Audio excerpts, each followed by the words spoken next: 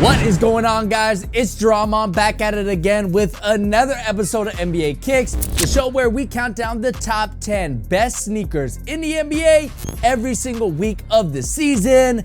This week, we might have a brand new signature sneaker debut, which, as you guys know, is an automatic guaranteed number one spot. However, I say might because I'm not too sure this is actually a signature sneaker. I know that sounds confusing, but I think you guys will understand when I show it to you guys. The actual number one spot is an incredible shoe, one of my favorites of the year. So you could say this is an incredible episode, as I always do. So make sure you guys are sitting back, you're relaxing. Hopefully you got a snack because this week's episode of NBA Kicks starts right now.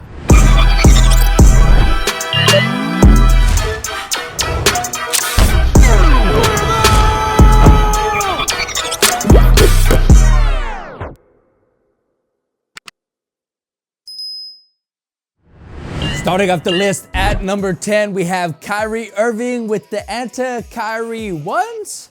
Now here's what I'm talking about. Usually signature sneaker debuts are a guaranteed number one spot. You're right. However, I'm not too sure this is actually the Kyrie 1, but then again, I can't officially confirm they're not the Kyrie 1s. Now, many online have already been claiming that these are indeed Kyrie's first signature silhouette with Anta. However, we only have this one photo of them, and it's not that clear of a photo to begin with. And they're also dressed in all black, so it's kind of hard to see the intricate details of the silhouette. But if these are indeed the Kyrie 1s, I gotta be honest with you guys, these look pretty solid. Again, it's tough to see all the details of this silhouette since they're all black, but I can already see a very cool midsole design, and the traction looks on point with a rounded outsole, which we all know Kyrie is a fan of, and the low-cut design is something that I think people are going to really enjoy. So until we get more information, I'm just going to place these at number 10 because I really wanted to share these with you guys, but I can't in good faith put them any higher than 10 because we just don't know too much about this shoe. But hey, if these are the Kyrie 1s, like I said, they look very solid and they might just be the best Anta shoe of all time. So Klay Thompson right now has got to be feeling a little jealous. Coming in at number 9, we have James Harden with the Harden Volume 8. So if you're still not a fan of the Harden Volume 8, I feel that this colorway is Adidas's last chance to get you on board.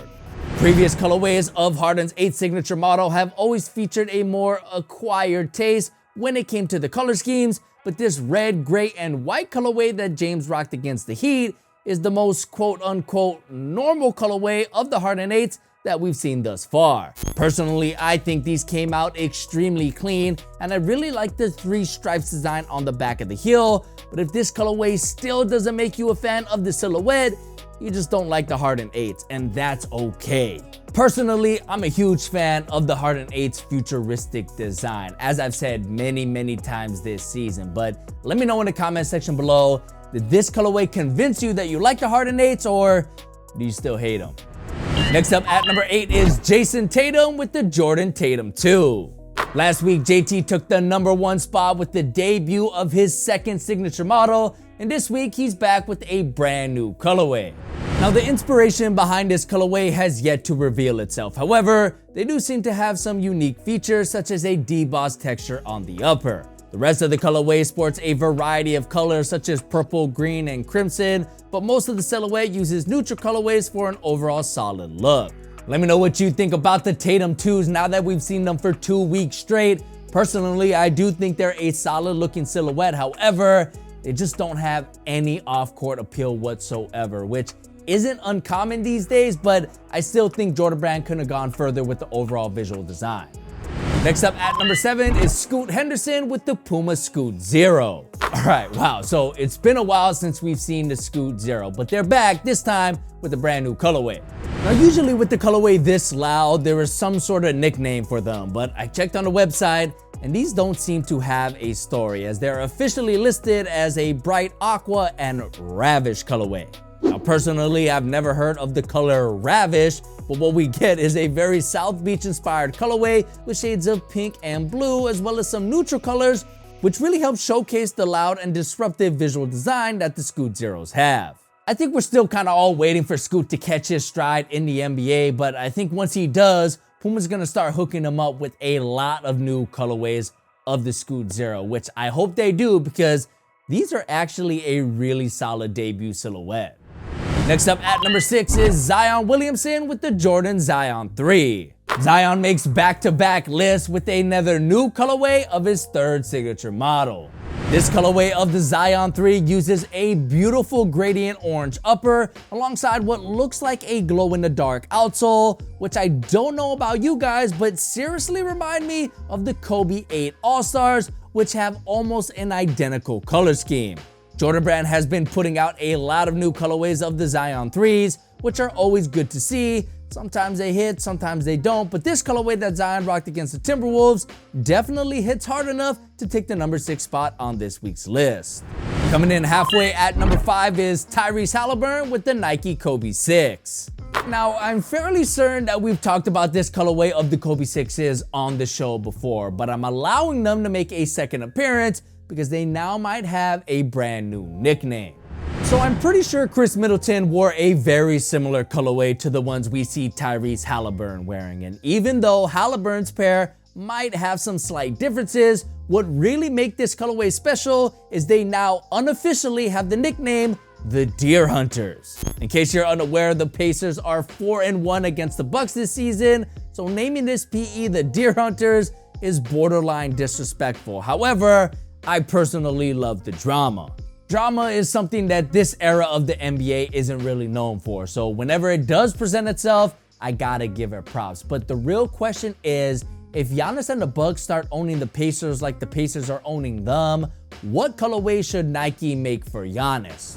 Next up at number 4, we got Cam Reddish with the Nike Kyrie II. Cam Reddish takes us all down nostalgia lane with one of the best Kyrie signature sneakers of all time.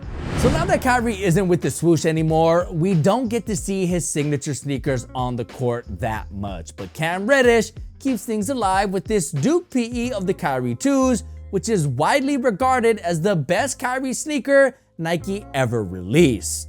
The Duke color scheme works flawlessly on this silhouette with an all-black upper, sitting alongside some Duke branding, which is outlined in blue, and also features a reflective 3M material in between the blue lines. It's not breaking news that an all-black sneaker with splashes of color is awesome, but what makes this sneaker in particular stand out is, like I said, we don't really get to see Kyrie's out in the wild anymore, so we gotta give Cam Reddish a shout out for keeping Kyrie's signature line alive in the NBA.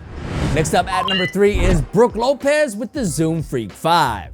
This might be my favorite colorway of the Zoom Freak 5s that we have seen so far. Not only because it's inspired by the iconic Grinch color scheme, but also they have a new feature that I feel should have been in every Freak 5 colorway. So let me just start by saying that the Grinch colorway works flawlessly on the Zoom Freak 5s. The entirely green upper alongside that large red swoosh is just a really, really nice look. But my favorite feature of this colorway is the little mini swoosh inside of the large swoosh. I don't know why, but I just really like that double swoosh look. And I wish every colorway of the Freak 5s had that little mini swoosh as well, because I think it suits the silhouette very well. So not only do you have that, but you have the Grinch color scheme. I mean, you really can't go wrong with these. My only gripe is Giannis wasn't the one who debuted this colorway, so we'll have to settle for Brook Lopez as he officially takes the number 3 spot. Coming in as our runner-up, we have Gary Payton II with the Kobe 6. GP2 makes his NBA Kick season debut with what is possibly the best Kobe 6 custom of all time. Now, honestly, I don't know if the whole off-white theme has gotten stale yet, but for me, the deconstructed urban look is still in trend, and these custom Kobe 6s from Gary Payton II are about as solid as it can get. Using a monochromatic warrior gold upper, this custom keeps things pretty simple, but it's the little things that make it really stand out, with an elongated swoosh on the upper that, of course, is directly inspired by the Off-White brand. It also helped that the Kobe 6s are literally one of the greatest on-court silhouettes of all time, both performance-wise and visually. So while yes, I do have a soft spot for the Kobe 6s, this custom in particular came out extremely clean. And in my opinion, could really pass for a full-fledged release. Like, I know a lot of you guys are gonna be turned off by that shade of yellow or by the fact that it's entirely a yellow sneaker, which is very bold, but it works for GP2 as it perfectly matches with his Golden State uniforms, which pairing your sneakers with your team uniforms is something that I factor in when ranking these kicks. So for me, it's good enough for the number 2 spot.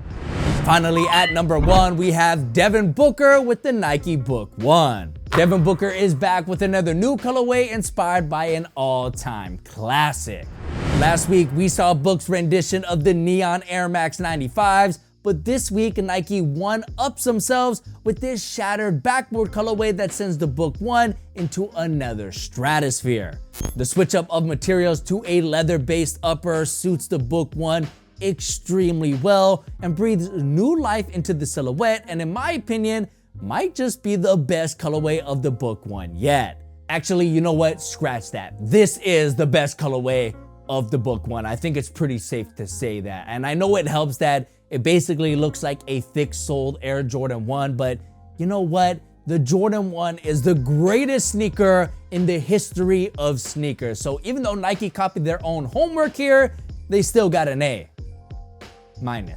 At the end of the day, these were by far, hands down, unequivocally the best sneaker that I saw all week long. So it's only right that I formally crown them as the best sneaker worn in the NBA during week 9 of the 2023-24 season.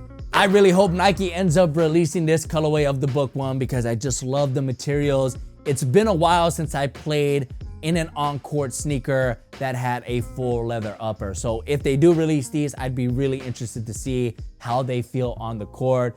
Hopefully you guys enjoyed this week's episode, which if you did, hit that like button. Let me know what you guys think about the list and make sure you subscribe to the channel for more sneaker related content just like this. My name's Jaron. It's been great having you. Catch you guys in next week's episode. Peace.